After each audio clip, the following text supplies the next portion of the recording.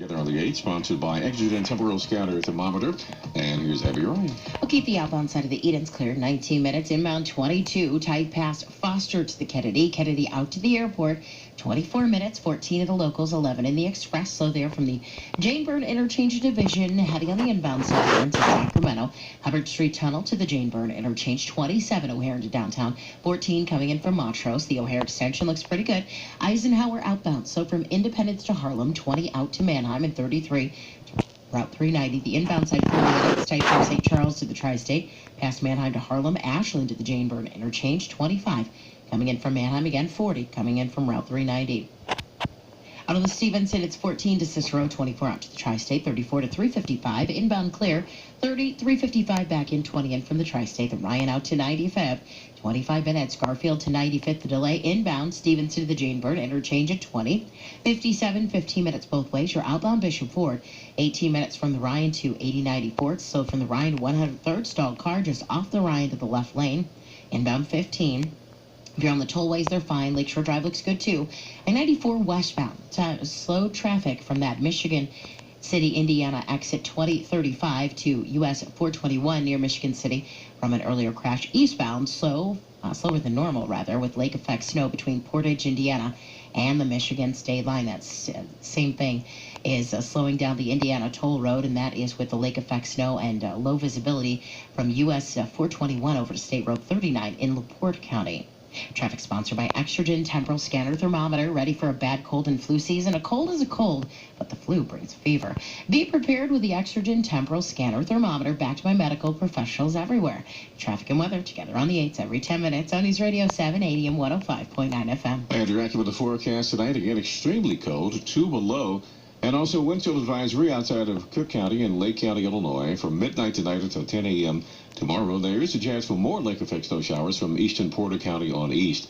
And tomorrow, sunny with a high of 11. Saturday, sunshine, high of 14. On Sunday, maybe through Tuesday, temperatures in the upper 20s to low 30s. Again, 6 at O'Hare, Midway at 8, the Lakefront 9, and DuPage Airport 3 with a wind chill of -9 at O'Hare. WBMG News Time, 7:21.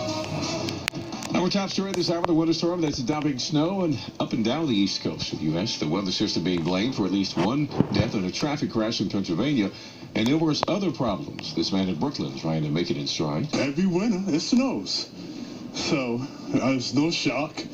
Listen to the weatherman or look out the window. We'll have much more on this story coming up at 7:31. Waukegan dealing with an unusual cold weather problem that at one point yesterday was threatening its Lake Michigan water supply. Ice known as Frazzle ice had formed on Waukegan's water intake 33 feet below the surface of Lake Michigan. This is ice that forms in supercooled moving water. We were just at the mercy of Mother Nature. And it was slowing the flow, says Mayor Sam Cunningham. Thankfully, he says, the problem corrected itself, but not before a diver was called in. We called the diver in. He got there. We had the fire department's divers on standby to assist.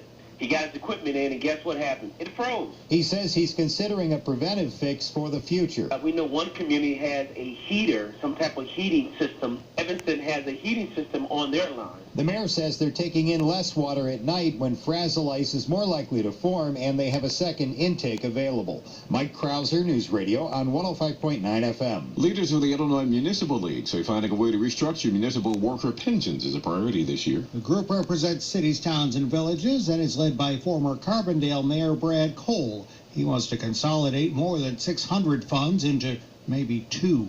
Talking about the pension promise, it's as if we should borrow Marty McFly's DeLorean to tell the decision makers, you may want to rethink this. Well, our flux capacitor needs to put us into a place where we can make some of the right decisions.